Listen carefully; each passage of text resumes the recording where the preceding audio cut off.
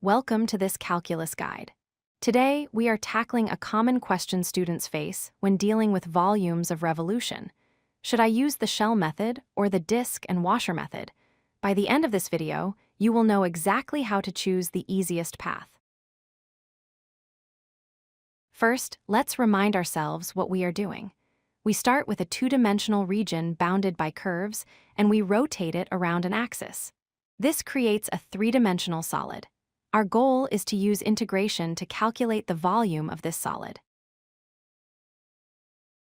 The method you likely learned first is the disk or washer method. The key characteristic here is that your slices are perpendicular to the axis of rotation. If you rotate around the x-axis, your slices are vertical with width dx. The formula sums up the area of these circles or rings. But there is a catch. Sometimes, the disk method forces you into difficult algebra.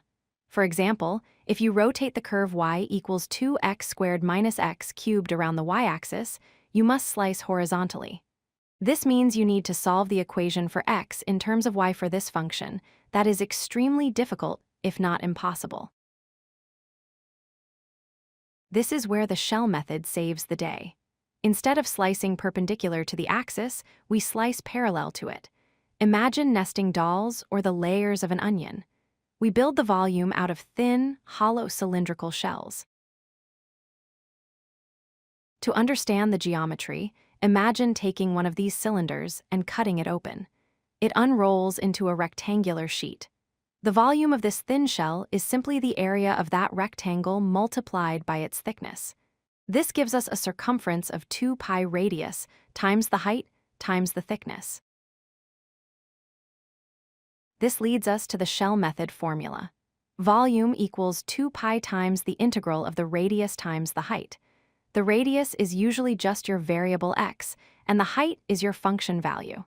This is often much simpler because you don't need to square the function like you do with disks. Let's look at a concrete comparison. If we rotate y equals 2x minus x squared around the y-axis, the disk method requires horizontal slicing, meaning we must solve for x, which involves messy square roots. The shell method uses vertical slices parallel to the y-axis. We can just use the equation exactly as it is given. It turns a nightmare integral into a simple power rule problem. So, how do you choose? Use shells if you are rotating around a vertical axis, but your function is in terms of x basically. If the disk method requires you to do difficult algebra to invert a function, switch to shells. Use disks if the rotation is around the horizontal axis for functions of x, or if the boundary touches the axis directly. Here is a quick summary table to pause and review. Remember, disks slice perpendicular, shells slice parallel. Disks often require squaring the function. Shells multiply the function by x. Choosing the right method is usually about choosing which variable, x or y, is easier to work with. If you like this video, hit that like button and don't forget to subscribe. Visit codelucky.com for more such useful content.